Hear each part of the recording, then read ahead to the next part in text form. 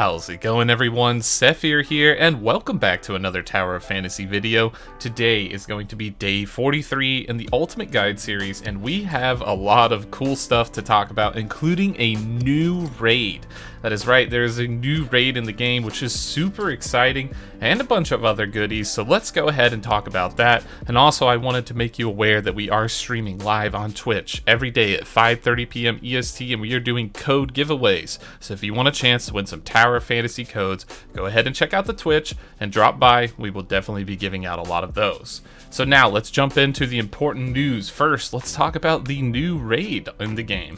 The new raid is now available. If you head over here, you must be level 66 in order to challenge it. It is a recommended combat score rating of 42,000, which is pretty interesting. The rewards from it is quite generous. You get 1,500 gold dust and a bunch of crystal chunks, so it's definitely super fun. And the gimmick or mechanic behind it is that there are two bosses at the same time. Each one takes a different type of elemental damage. Volt for Frigg and physical for the Valkyrie, and you have to kill them within 60 seconds of each other. So there's going to be these like portal type deal. I'll go ahead and show you. Actually, we got a bit of gameplay footage here, and I'll just highlight an ideal strategy to help you along the way so that your groups will go a little bit smoother. So let's go ahead and get into that, and I'll show you what it's all about.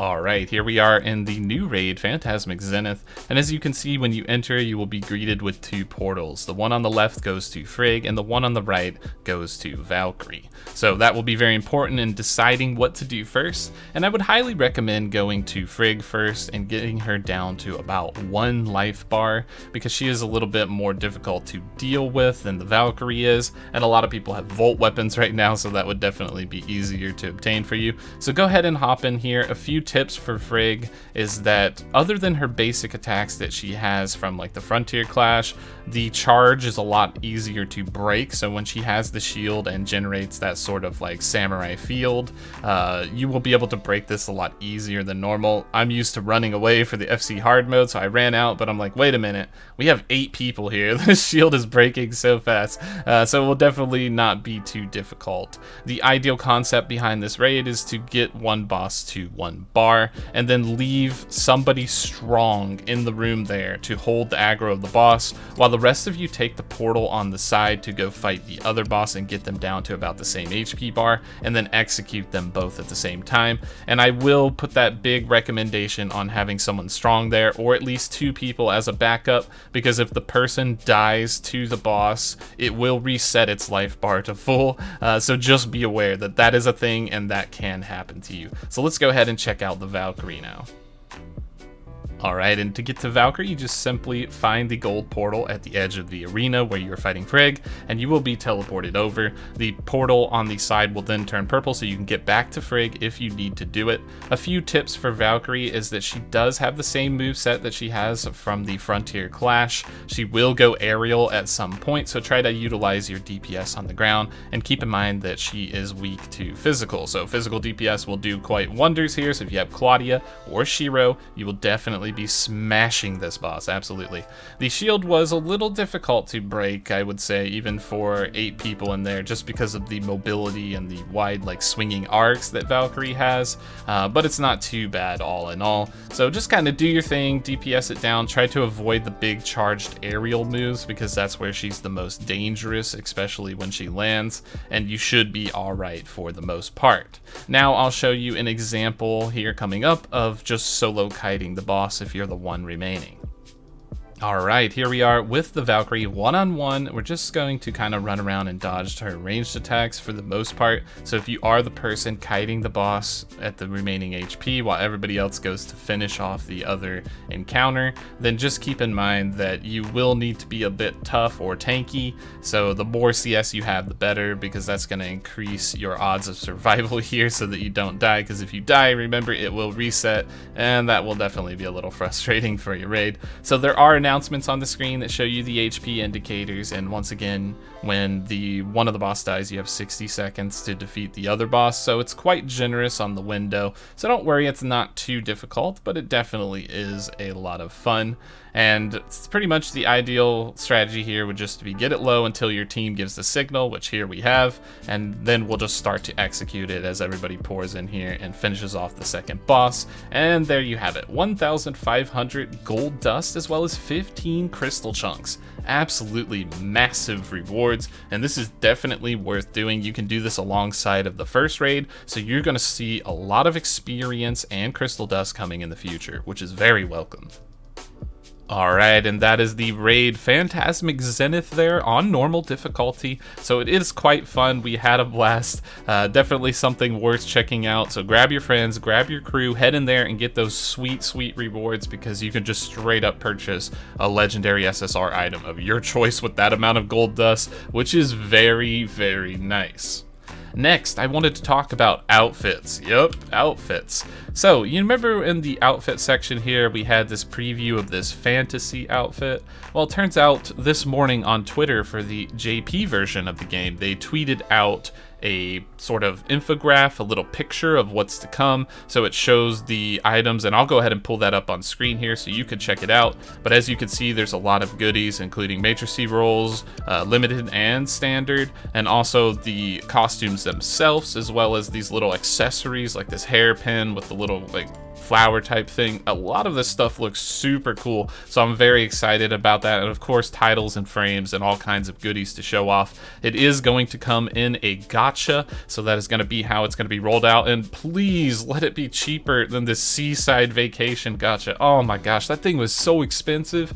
I have no idea why they priced that so high. So hopefully they took a page from that and they learned, and they're going to lower down the price for global. Definitely think it should be right in that, like, you know, 25 range or something. 100 plus is just too much. That's too much. Let me know your comments on that. What do you think that price range is for like a costume gacha? What do you guys think down below? Let me know how much you think that should be worth in a game like this.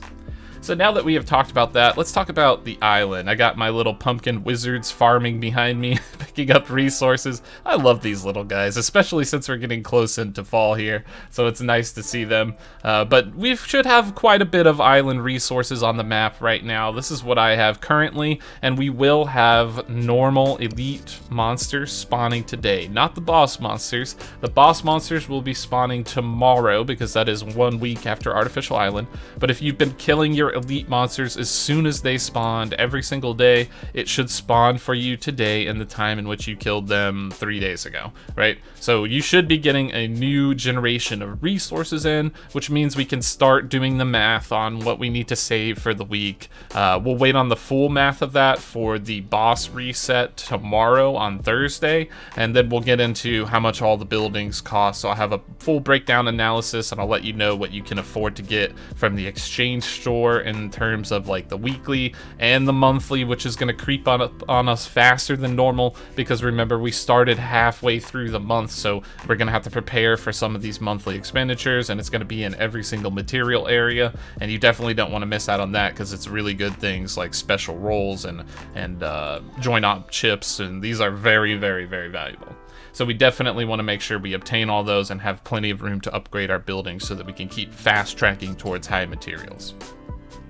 Okay, now with that out of the way, I did want to issue a small warning that the supply run is now on its last day for the event. So this executor training, you still have another 4 days, so if you missed out, don't worry about that, but you will be able to claim the day 7 reward on this day, which will be the red nucleus, so a nice little bonus there. So just make sure you're taking care of that, and as always, be working on your Aida Cafe. It will refresh every day at 1 p.m. server time, so go ahead and take a look at that. But there are a lot more rewards to go, and this event lasts for a while, so you definitely want to make sure you get into these crystal chunks, and there's some nice goodies at the end too. These 100 crystals are very nice. That's a lot of XP for equipment, so make sure you're keeping on top of that. We still have 7 days left on this event, and then we'll get into the new event, which we can start talking about a little bit.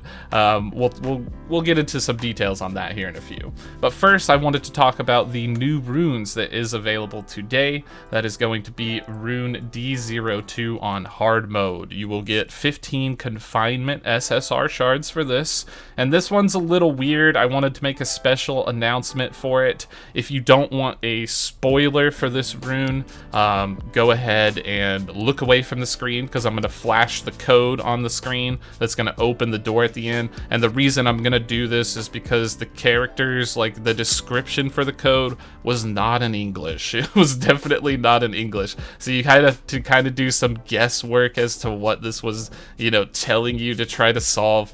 So here's the code right now. I'm going to flash it on the screen, so look away.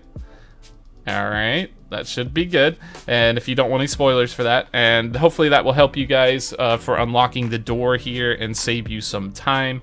Let me know if that did down below. So now that we have that covered, let's go ahead and talk about the big thing probably on a lot of people's minds since the new Battle Pass came out yesterday. The new Battle Pass came out in the reward section.